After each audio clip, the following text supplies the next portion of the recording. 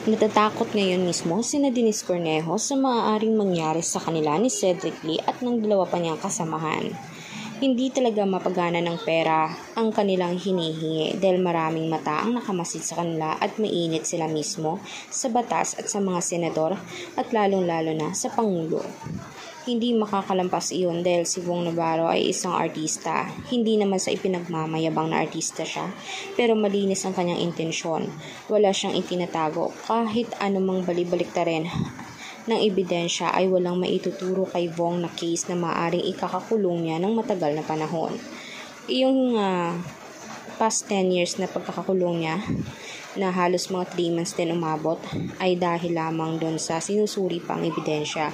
Pero ngayon malinaw na hindi na nila pwede matampered o mapalitan ng ebidensyang meron mismong korte.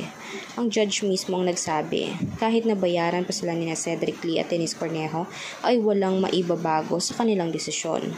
Hindi maaaring mabili ng pera ang hustisya. Nararapat lamang sa kanila na makulong panghabang buhay dahil deserve nila iyon.